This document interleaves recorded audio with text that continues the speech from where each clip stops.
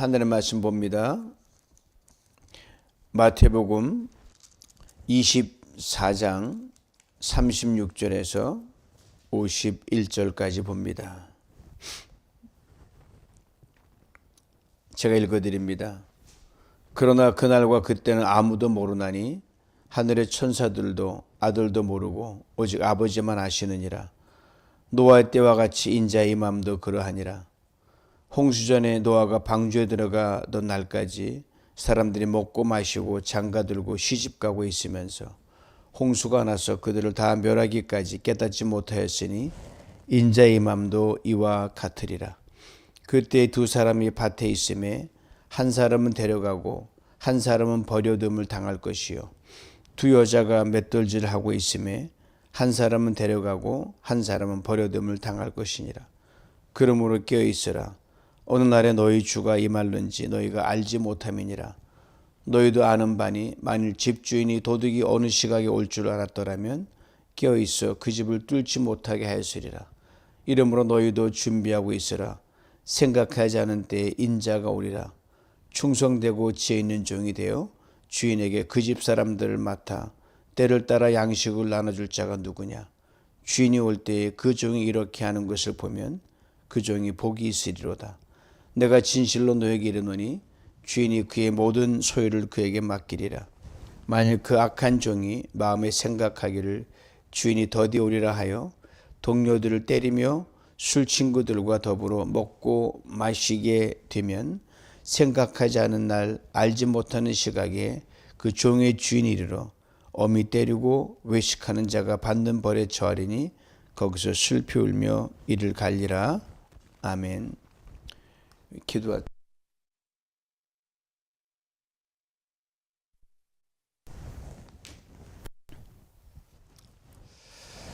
사순절 28일째를 맞는 토요일 새벽입니다. 오늘 본문은 우리가 알고 있는 예루살렘 예수님께서 감람산에 가서 그 설교하신 감람산 강화에 들어있는 말씀인데,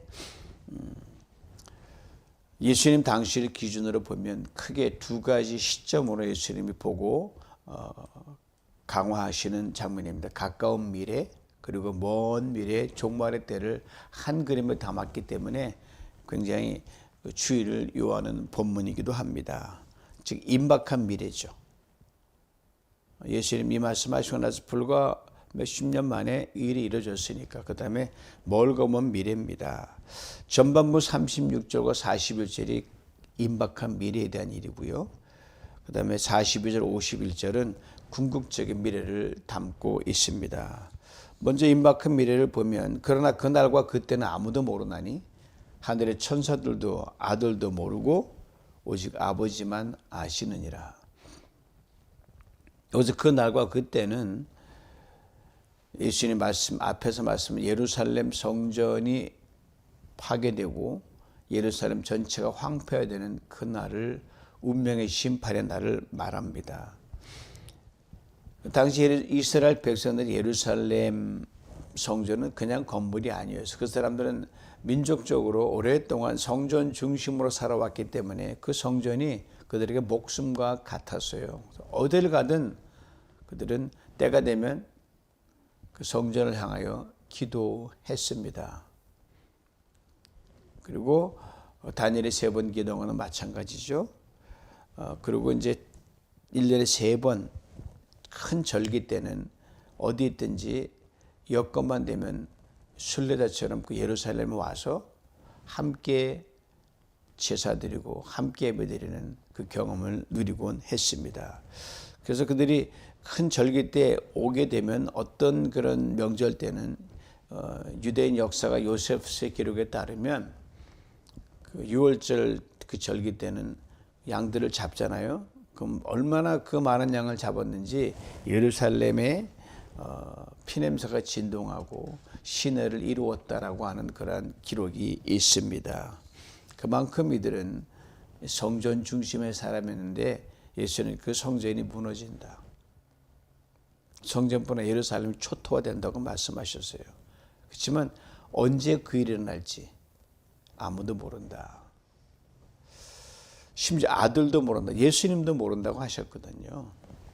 이 말씀 예수님이 정말 무지해서가 아니라 왜 모르시겠어요. 그러나 그 알고 뭐하는 그것을 하나님께 전적으로 맡기심으로 하나님께서 일하시는데 맡기신 그 주님의 겸손이 담겨 있지요. 철저히 순종하는.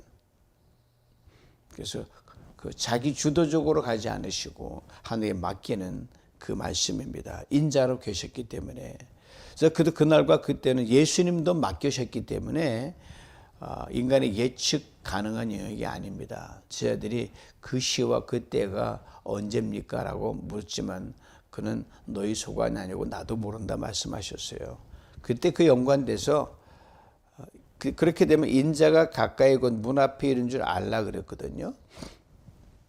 이 말씀 때문에 많은 사람들이 이 본문을 곧바로 재림으로 연결시키곤 했습니다.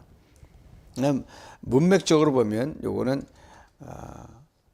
예루살렘 멸망이라는 역사적 심판을 가리키는, 심판을 주도하시고 역사 속에 계시기 때문에 하나님 언제나 계시죠. 늘 계시니까.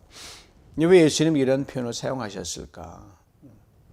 예루살렘 멸망은 단순히 역사적 사건이 아니라 하나님의 심판이 임하시는 방식의 모델이죠. 하나님 허락 없으면 참새도 떨어지지 않는데 엄청난 자기 민족이 불순종으로 당하는 그 엄청난 심판을 하나님이 모르실 리가 없죠. 관여 안 하실 리가 없죠. 그리고 하나님의 심판은 이렇게 예고 없이 갑작스 피할 수 없이 임한다. 그 말은 올해 그 전부터 하나님이 경고의 시간이 있었다는 걸 전제하거든요. 그래서 예수님이 가까운 사건을 통해서 먼 미래를 일깨우고 계시는 겁니다. 노아의 때를 보세요. 사람들은 먹고 마시고 장가들고 시집가며 그게 나쁜 게 아니라 거기에 함몰돼서 더 중요한 건 놓치니까 그때 홍수가 갑자기 임했다 하지만 120년 기다릴 기간이 있었거든요. 그러나 준비 안 하면은 그날이 뭐 아무리 많은 시간 줘도 갑자기 임하는 거죠. 예루살렘도 마찬가지였어요. 주님의 재림도 마찬가지예요. 큰 그림을 임박한 심판 속에 주님이 넣어서 아주 절묘하게 함축적으로 설명하고 있습니다. 우리를 향한 경고의 말씀이죠. 물론 당대 그분들의 경고의 말씀이고 이 말은 준비하지 않는 사람에게는 하나님의 때는 언제나 갑자기라는 거죠. 갑자기. 근데 그날과 그때는 몰라도 된다는 거예요. 다만 그날을 준비하는 사람으로 살아가는 그 모습이 더 중요하죠. 예루살렘 멸망은 이미 지나갔지만 주님의 오심은 아직 남아 있습니다. 그리고 그날 역시 문 앞에 이런 것처럼 우리에게 다가올 것입니다. 이제 예수님은 이 임박한 심판의 날에 벌어질 일을 실제로 벌어도록 생생하게 구체적으로 보여주는데 그때 두 사람이 밭에 있음에 한 사람은 데려감을 당하고 한 사람은 남겨둠을 당할 것이요.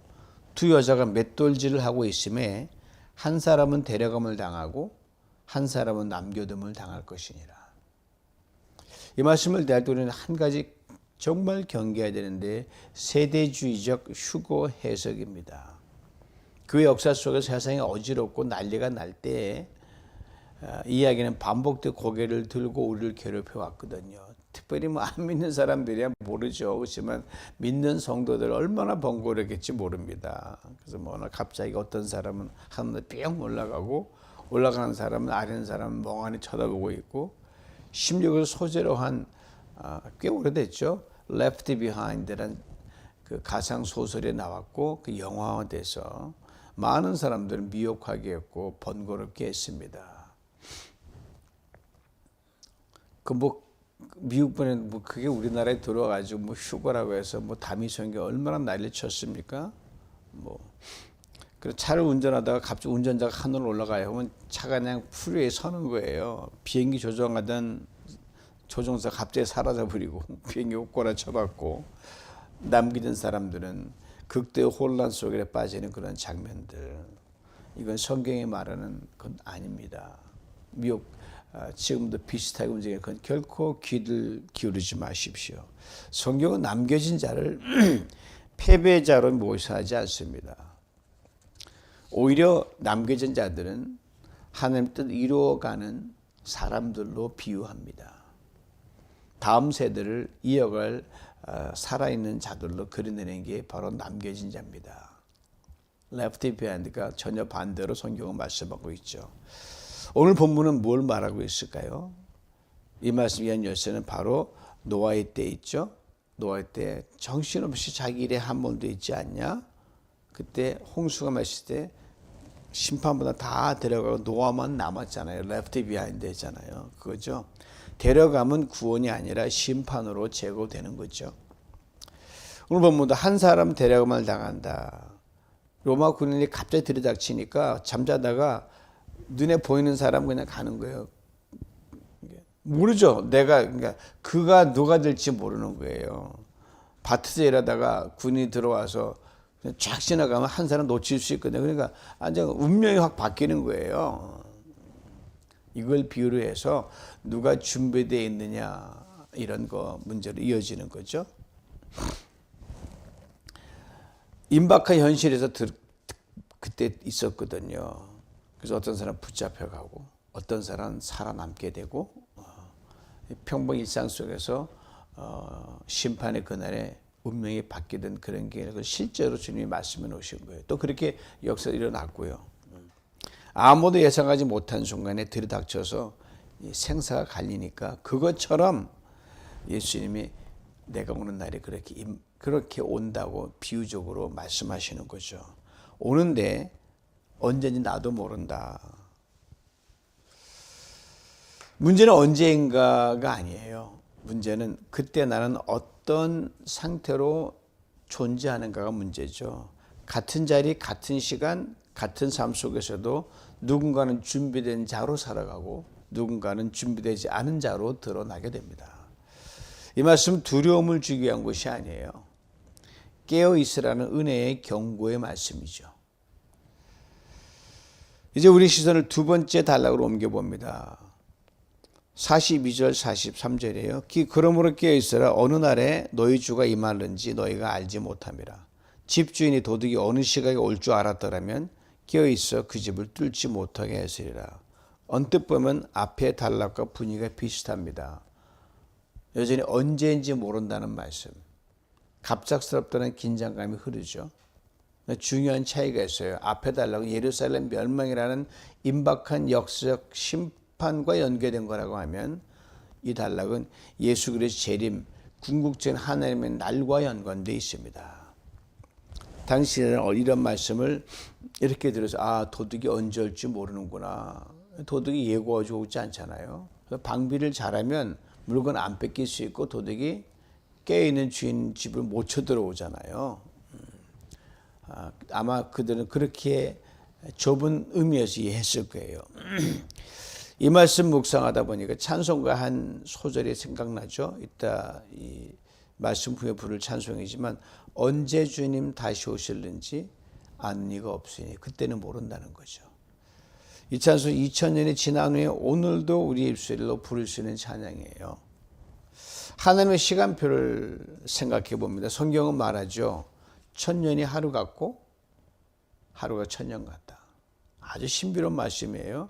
그 다음에 2000년은 하나님의 시간 속에서 이틀밖에 안 돼요. 그럼 하나님의 시간표 안에는 2000년도요.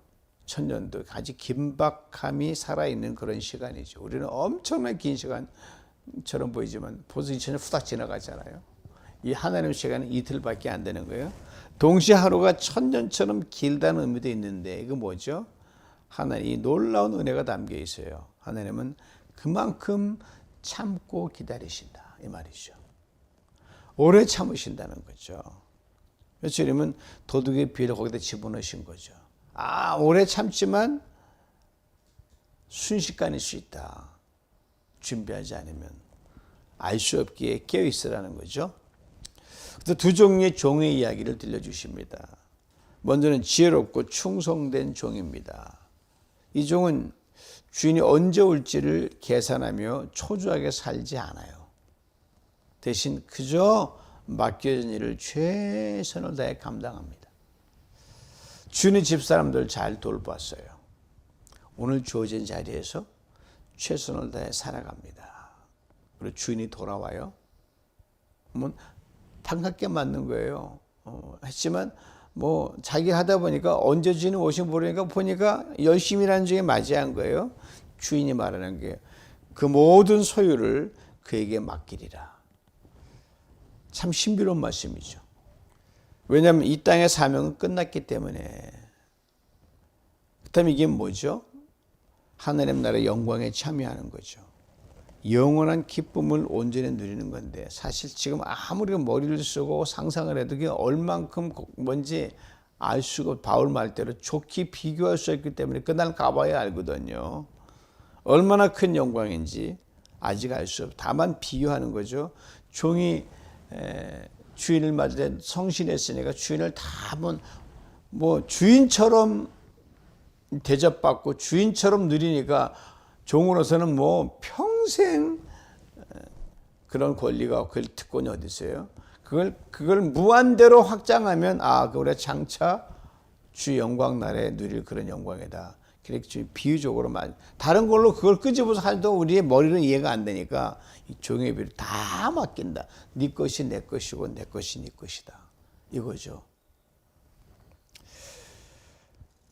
얼마나 큰 영광인지 알 수가 없지만 결코 수고와 노고가 헛되지 않는다는 말이죠. 반면 악한 종을 또 하나 비로 등장하는데 이 종은 맨날 하는 게 언제 오시지?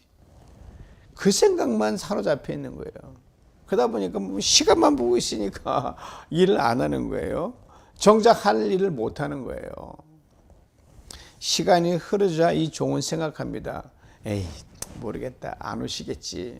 그리고 동료들 함부로 대하고 자기 욕망을 따라 살아갑니다. 겉으로는 제일 자연스러워 보이죠. 이 사람이 가장 불안한 삶을 사는 거예요. 태어난 척하지만 속으로 얼마나 불안해요. 그 모습 보면 자기도 알거든요. 엄청 혼나겠다. 그런데도 그러고 있는 거예요. 늘 때만 의식하고 있는 거예요. 오늘을 제대로 살아내지 못하죠. 그래서 주인이 돌아옵니다. 성경 매우 엄중하게 말하죠. 어미 꾸짖죠. 사랑하는 성도, 이 말씀 우리를 두렵게 하는 것이 아닙니다. 그렇다고 가볍게 여기러 주신 말씀도 아니에요. 주님 이렇게 말씀하십니다. 내가 반드시 다시 온다. 그러나 그때는 너희가 알 필요가 없다. 다만 준비된 모습으로 나를 맞으면 된다. 얼마나 자상한 말씀입니까? 그러므로 예수님의 재림은요, 우리 움츠러들게 하는 공포가 아닙니다. 늘 기쁨으로. 그날 얼마나 좋아요? 오늘을 가장 의미 있게 살게 하는 능력이 바로 재림신앙입니다. 재림신앙하면 아무것도 안 하고, 뭐 휴거론 자들은 다 팽개치 아무것도 안 해요. 그걸 보면 그들이 얼마나 거짓말장인지 알 수가 있죠. 그래서 우리는 이렇게 고백하자는 시인처럼 내일 세상에 종말이 오더라도 나는 사과나무를 심겠다. 어느 시인의 고백처럼 농부 시인이에요. 그가 오실 때 나는 밭에서 일하는 그 모습으로 그대로 맞이하겠다. 오늘도 밭에 가서 일하고 내일도 열심히 일하고 주님 오시면 오셨습니까? 웰컴 하면 되는 거예요. 그렇지만 우리는 특별한 순간을 기다리는 사람들이 아닙니다. 오늘을 충성으로 채우는 사람들이 우리입니다. 어제보다 오늘, 오늘보다 내일 우리는 그날에 한 걸음 더 가까워지고 있는 건 분명합니다. 언제인지는 모르지만 그날이 모르게 두려움이 없어요. 오늘은 분명한데 그러니까 오늘 열심히 사는 거죠. 그는 약속된 그 소망은 주셨으니까. 그래서 충성된 종은 두려움이 아니라 이렇게 고백하는 거예요. 초대교회 성도들이 다 고백했거든요. 오 주여 어서 오십시오. 빨리 오라는 게 아니라 그냥 내가 항상 당신만을 준비됐으니까 anytime 오셔도 빨리 오셔도 나는 맞습니다. 이 말이죠. 얼마나 멋진 신앙입니까? 이 고백이 여러분과 제 매일의 고백이 되기를 주님의 이름으로 축원합니다. 주님 그날과 그때는 알지 못하지만 오늘 준비된 사람으로 살게 하여 주옵소서. 방심하지 않게 하시고 깨어있는 믿음으로 맡겨진 하루를 충성되이 살아가게 하여 주시옵소서. 주님 그 재림의 날 재림이라고 미혹해하는 그 모든 이들 귀 닫고 거기에 마음 닫고 하나님 그날 그 시에 함몰되는 것이 아니라 그래서 오늘 부끄러움 없이 내 최선을 다하여 그날에 오늘이라도 주님 환영할 수 있는 넉넉한 준비된 신앙인으로 오늘 최선을 다해 살아가고 그날이 오늘이 되게 하여 주옵소서. 예수님의 이름으로 기도하옵나이다. 아멘.